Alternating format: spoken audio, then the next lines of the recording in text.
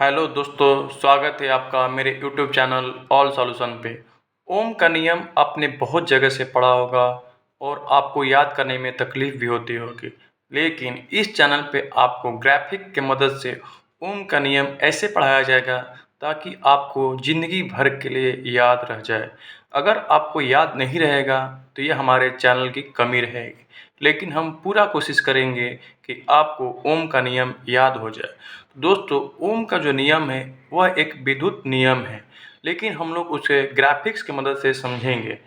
जो नदी है दोस्तों, नदी, इसको हम लोग वोल्टेज से डिनोट करेंगे। क्या? वोल्टेज भी से डिनोट करेंगे। और जो धारा है, जो धारा पानी है, इसको हम लोग क्या करेंगे? आई से डिनोट करेंगे। और जो चट्टान है, बीच बीच में नदी के जो बहती है उसमें चट्टान आते हैं, उसको हम लोग क्या करेंगे? आर से डिनोट करेंगे।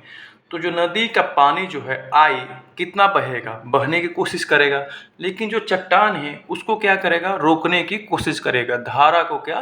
रोकने की कोशिश करता है। सेम टू सेम अगर हम लोग इसको प्रतिरोध बोल दें, विद्युत के नियम में प्रतिरोध, प्रतिरोध, और इसको धारा है ही करंट, तो करंट फ्लो को रोकता है। कौन रोकता है? तो प्रतिरोध रोकता है। यानी नदी की धारा को कौन रोक रहा है? चट्टान रोक रहा है। धारा बहने से बहती है तो उसको बीच में कौन रोक रहा है? तो चट्टान रोक रहा है। वोल्टेज कोशिश कर रहा है कि पानी निकल जाए, पानी निकल जाए, लेकिन चट्टान उसको रोक रहा है। तो V इक्वल टू होता है आई आर। ठीक है, V इक्वल टू क्या होता है? I R. मतलब वोल्टेज जो होता है वो करंट जितना धारा बह रहा है और जितना चट्टान रोकने की कोशिश कर रहा है उसके गुणनफल के बराबर होता है। इसी को हम लोग क्या बोलते हैं? ओम का नियम।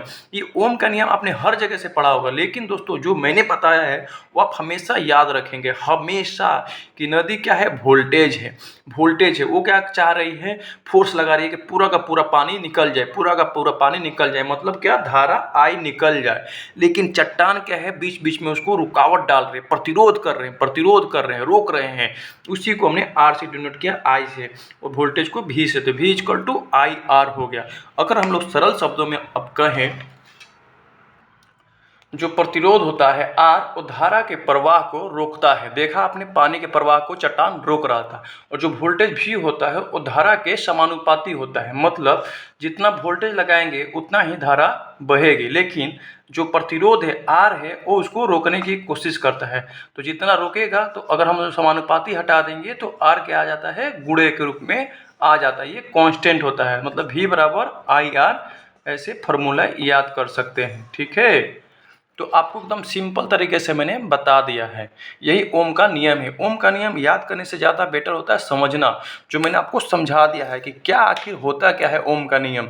ओम का नियम कहना क्या चाहता है? तो जो वोल्टेज होता है वो करंट के समानुपाती होता है, लेकिन अगर समानुपाती का चिन्ह हटाएंगे तो जितना पत्थर चट्टान है रोकने की कोशिश कर रहा है वो आर यहाँ पे गुणनफल के रूप में आ जाता है। ठीक है, बहुत ही सिंपल तरीके से मैंने समझाया।